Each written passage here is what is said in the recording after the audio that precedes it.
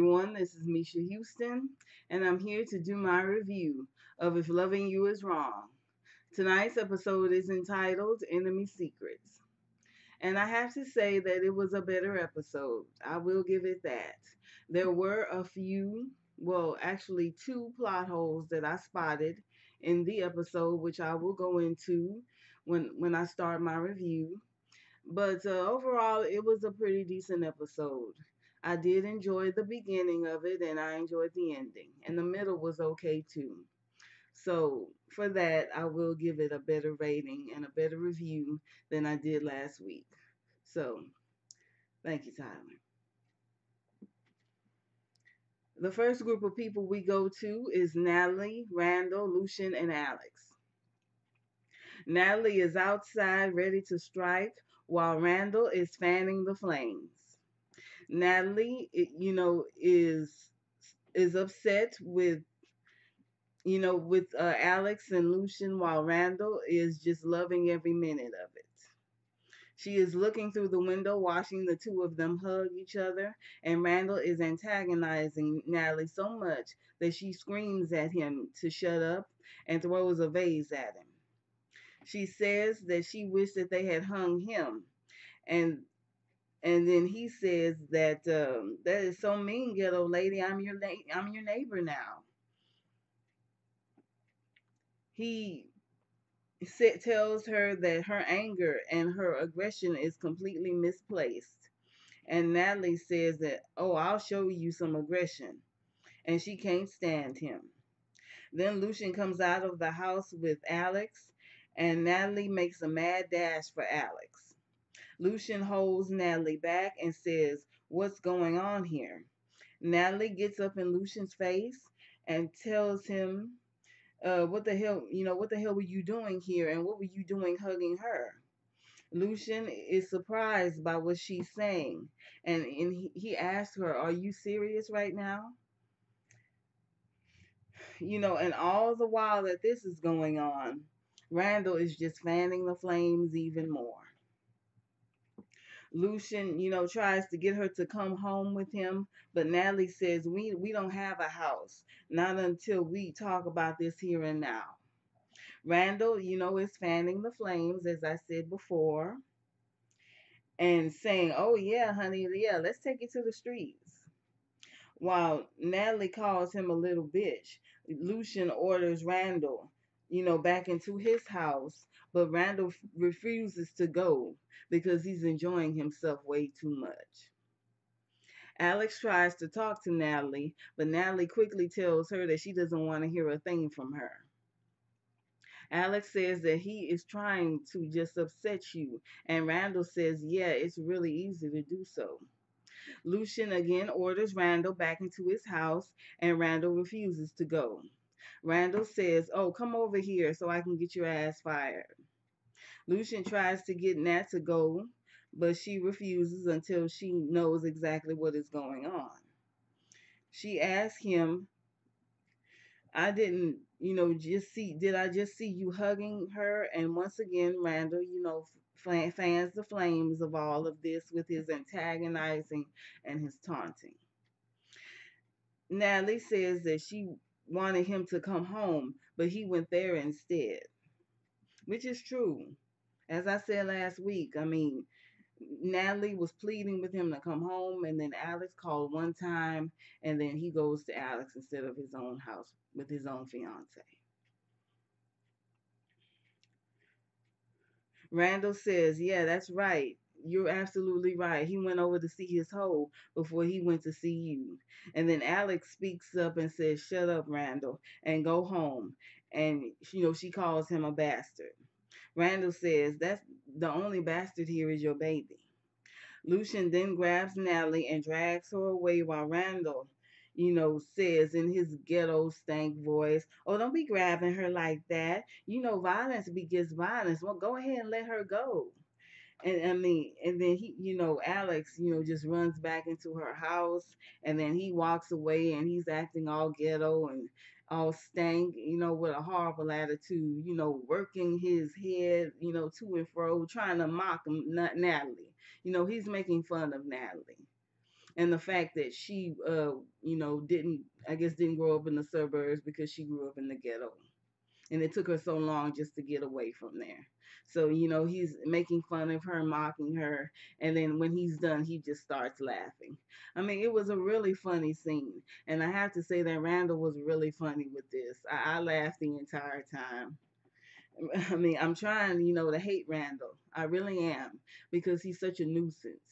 But I can't help but like him. I just love the fact that he's poking at everybody. It's funny.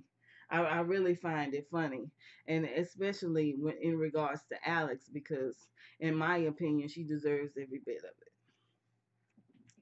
Now, the next two we go to is Natalie and Lucian. Now, Lucian has drugged Natalie down the street and back in front of their house, and she's screaming at Lucian to let her go. Lucian says that we are not going into the house, with you screaming like this. Lucian, lets her go and says, let's talk right here in the street. Natalie says, oh, now you want to talk? Natalie says, now, oh, now you want to talk. And she just wants to know what's going on here and what were you doing with her. Natalie says that she asked him to help her with Randall. Natalie then asked him with a scared look on her face. She asks, is that your baby? Lucian says, you know it's not. I told you that it's not. She asks, are you sleeping with her? And Lucian says that this is really pissing me off, but Natalie says that she doesn't give a damn. Lucian says that I wasn't doing anything with her. I mean, he had already explained it, but she obviously doesn't believe it. Natalie asks, why were you hugging her? And Lucian says that Randall was playing loud music, and she called him over there to get him to stop. He was on his way home to her, but he decided to stop off at um, Alex's house first. And then Natalie asks him, what are you doing with her number? And then Lucian replies, you gave it to her, and all of her girlfriends have the number. Apparently she has forgotten that. I figured that it was her who gave the number, but apparently she forgot that. Natalie says that she doesn't want him anywhere near that bitch. And then Lucian, which was stupid of him to do, leaps to Alex's defense. He says, don't you call her that. And then Natalie is absolutely outraged by the fact that, he's leaping to her defense and not his own fiance's defense. He says that we were not doing anything together. You are wrong. You are completely out of control. Natalie challenges him, saying that how would you feel if I were hugged up with the man who was sleeping with nearly every woman on the block? And Lucian says that he admits it. He says, I will be upset and I will want to know what is going on here.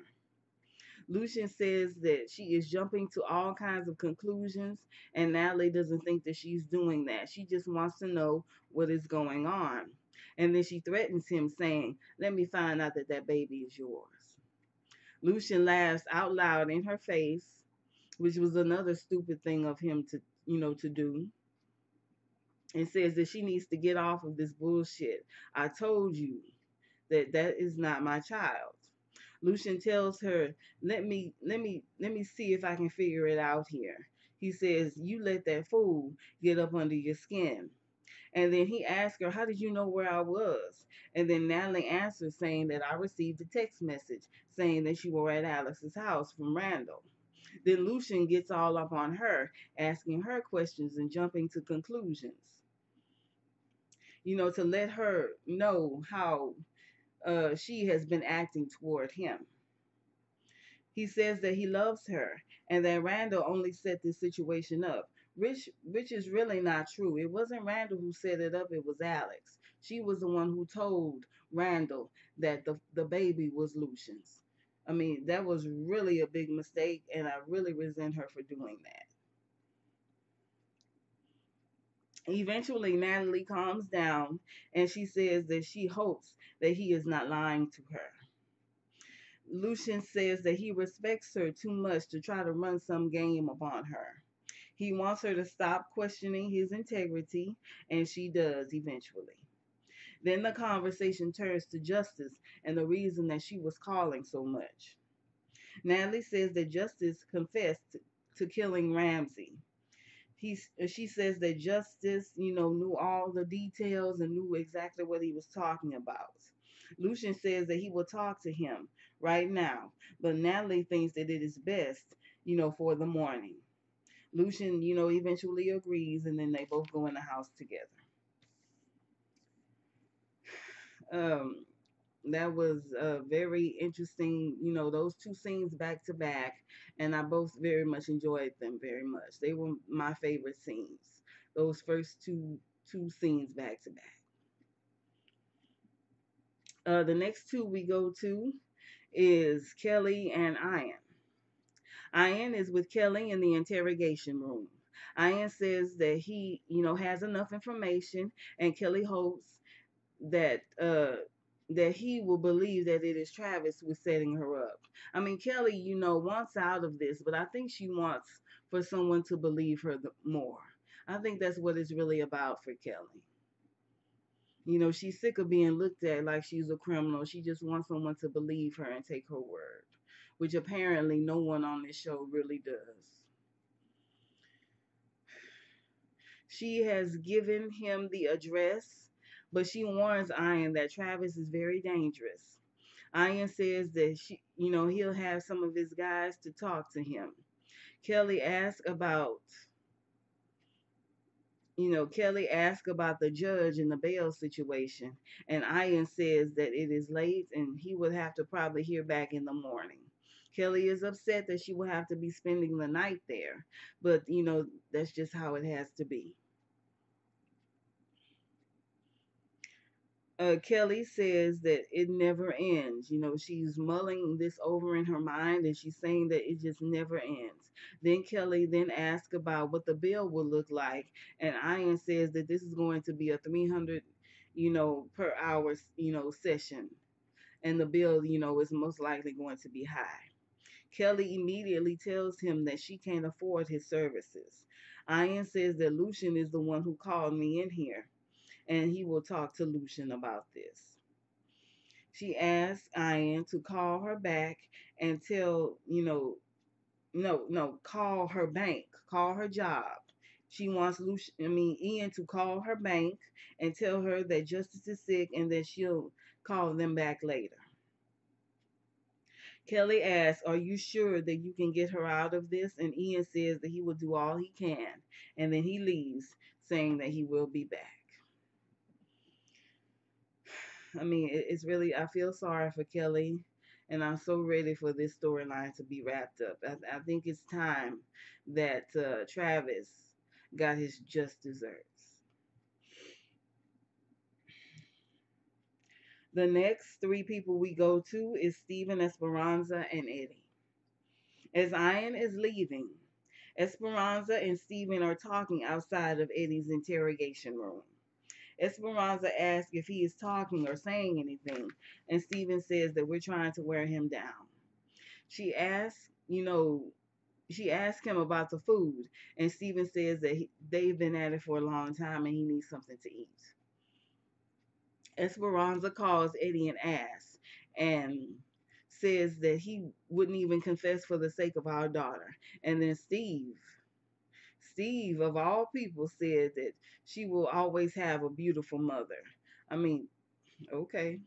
Didn't I mean that was something that I never expected from him because he's always been such a cold and dead character to me, and then here he is doling out compliments. I bet he thinks because Eddie is, about to be shipped off to prison, he might can have a chance with Esperanza.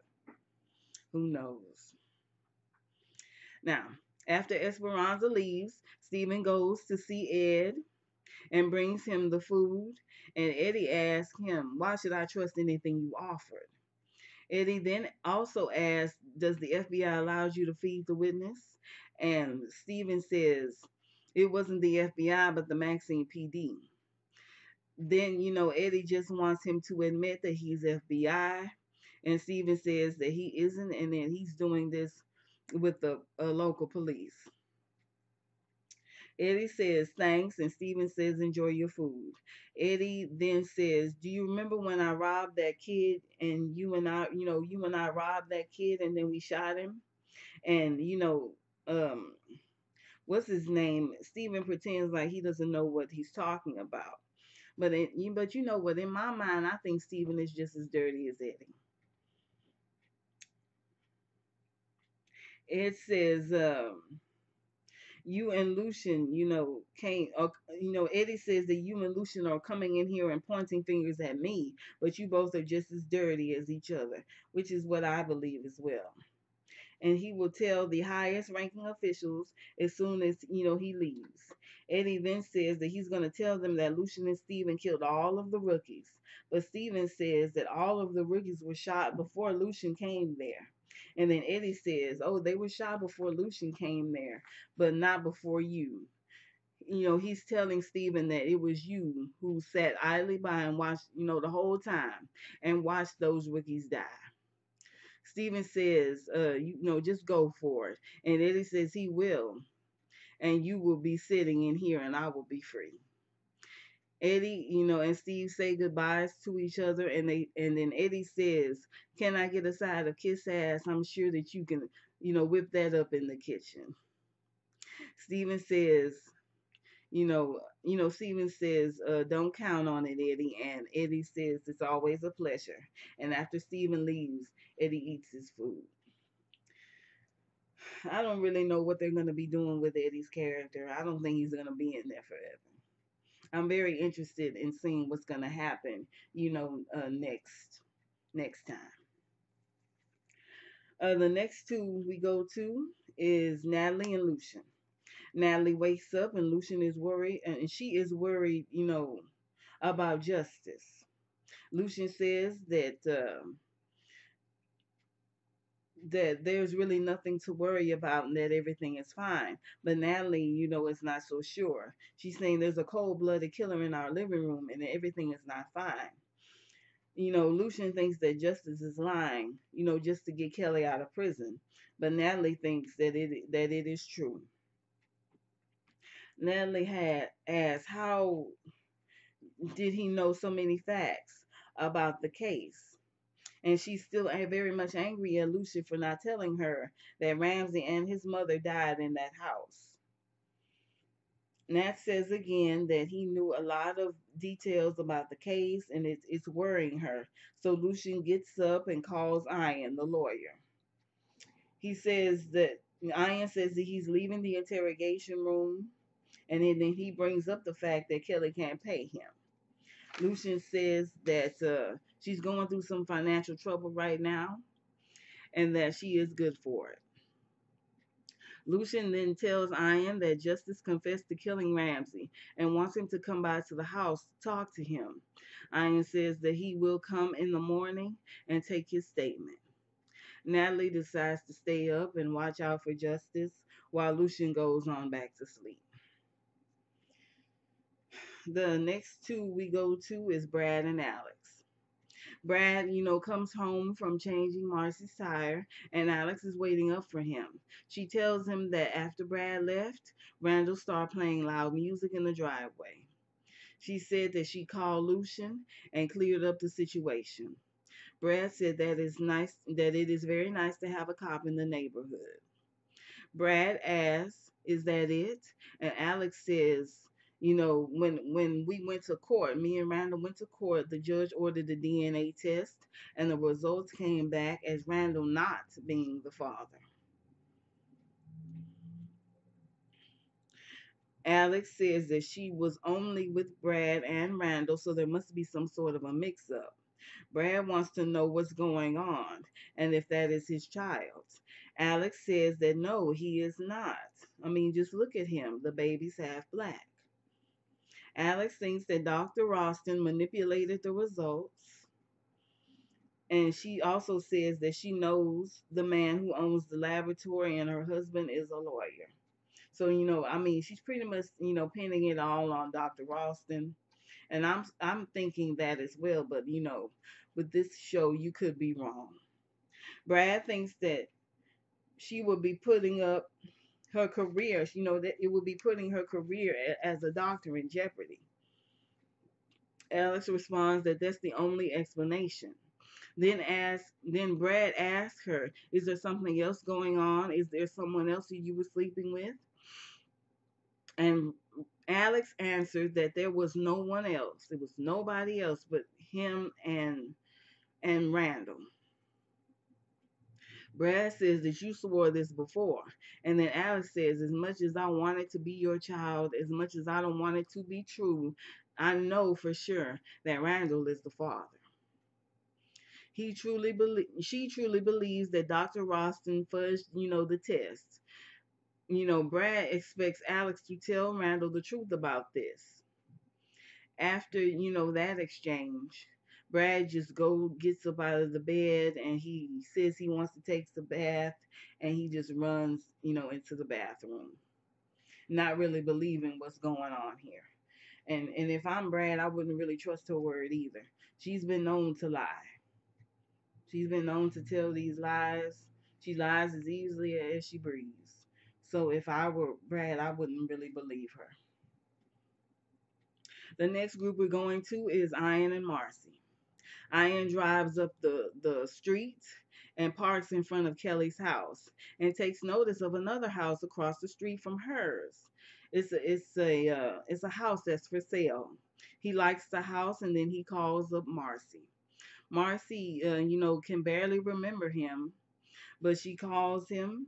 No, but he calls her and he says that he wants her to sell the house to her. Sell the house to him, excuse me. She is more than happy to. She obviously needs some work and she's more than happy to sell the house to him. She gets the address from him and realizes that it is not very far from her old house with Randall. She tells him that the house is very beautiful and very special. She says that she has a listing number and she will let him know when he can see it.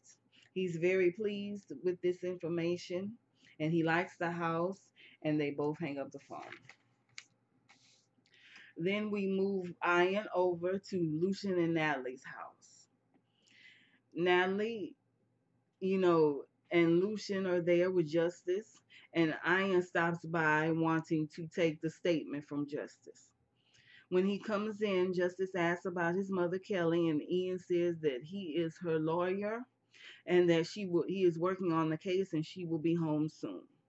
Lucian says to to Lucian says to Justice to tell Ian what he told Natalie last night.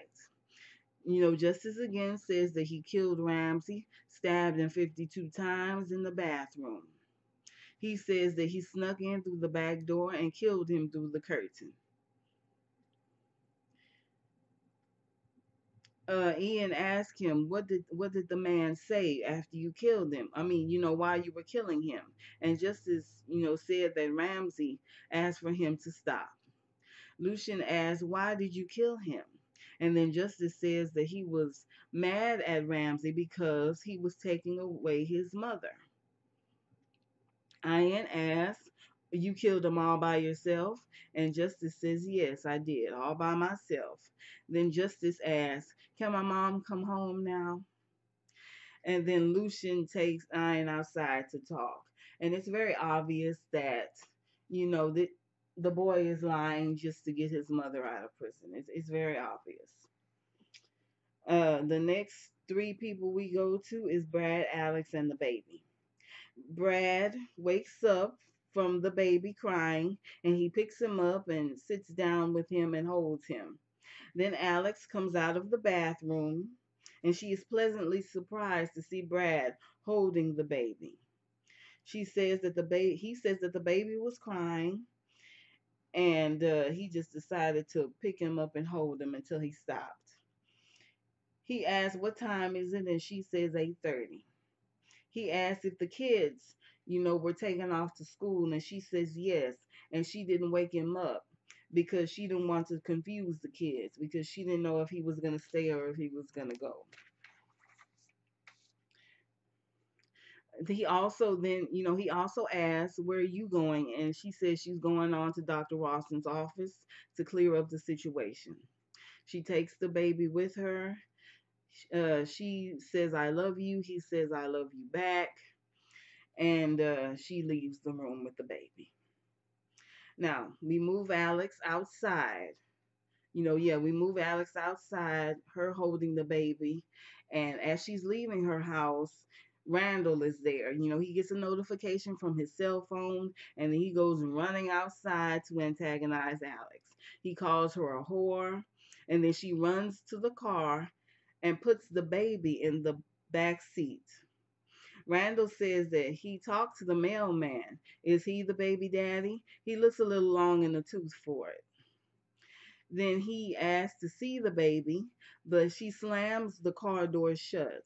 She was supposed to tell him, but she's, determined to keep the baby away from him, not even giving him a chance to prove that he could be a good father. And she tells him to move away from the car, but Randall does not. He says, are you going to run me over? I hope you do so they can put your ass in jail.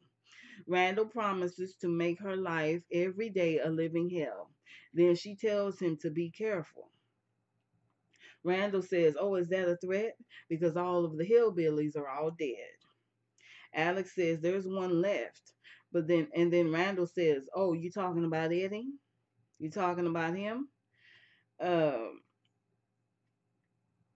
he says, Eddie is on his way out as well.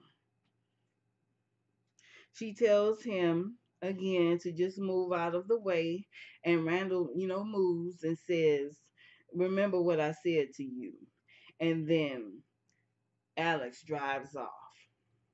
Now, this is a scene with a plot hole in it. What I have a complaint about is the car and the license plate. Where did Alex get that car? It hasn't been that long. It hasn't even been 2 full days. Yet she has a car with a license plate, with a fresh license plate on it.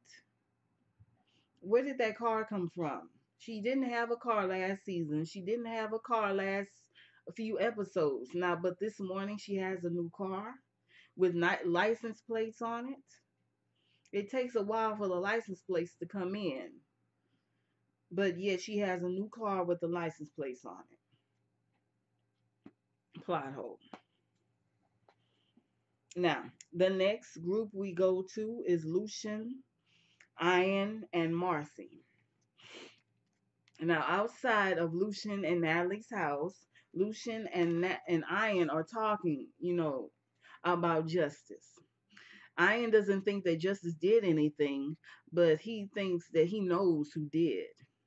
Ian pulls out the medical examiner report, and just like Justice said, there were 52 stab wounds. Lucian doesn't believe that Justice did the deed, and Ian says that the first stab wound was to the kidney, rendering him completely incapacitated. Lucian wonders how he would know to stab him there, and Ian said, "You'd be surprised what kids know these days." Ian asks, "What if Kelly did it and told Justice to say that?" But Lucian tells her that Kelly has had no contact with Justice and was blindsided with the arrest. Ian asks, "Are you sure that this woman is legit?" And Lucian says that she is. Ian says that he is going to the judge to try to get bail, and he leaves. As he's leaving, Marcy calls him up, telling Ian that the house will be ready for his viewing at noon, at 12 o'clock noon. Ian says that he has to go to court, but he will be back at the house by then. So Ian, wants to move into the neighborhood, and I just feel like he's being brought into the storyline, so he's gonna get deep in it very very soon, especially when he's living on that street. The next group we go to is Marcy and Dr. Ralston. Marcy is at the doctor's office, and Dr. Ralston walks in. She says that the baby is healthy and growing strong. Dr. Ralston observes that she is relieved. Marcy says that she has been stressed out and worried, but the baby is the least of it. Dr. Ralston says that she should try to keep her stress down, and Marcy says she's trying as best as she can. Dr. Ralston says that she will see her in 4 weeks, and she can also know the sex of the baby if she wants to, but Marcy declines to know. She says that she doesn't know and she doesn't want to know right now, and she leaves. The next two we go to is Ian and Kelly. Ian comes back to the interrogation room where Kelly has been all night, and he tells her that she has received bail for $500,000 and she is to pay 50,000 so she can get out. She tells him that she doesn't have that kind of money.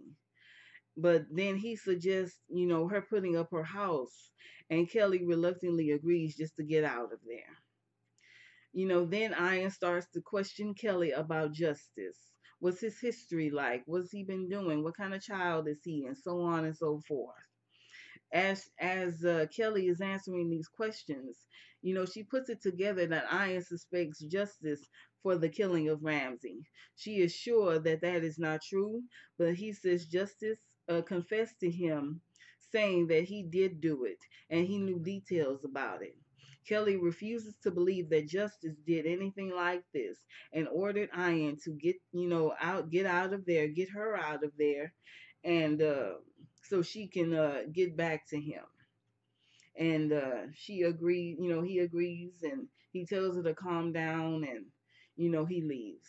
It was a weird scene with Ian there because he was oh so happy for her to put up her house.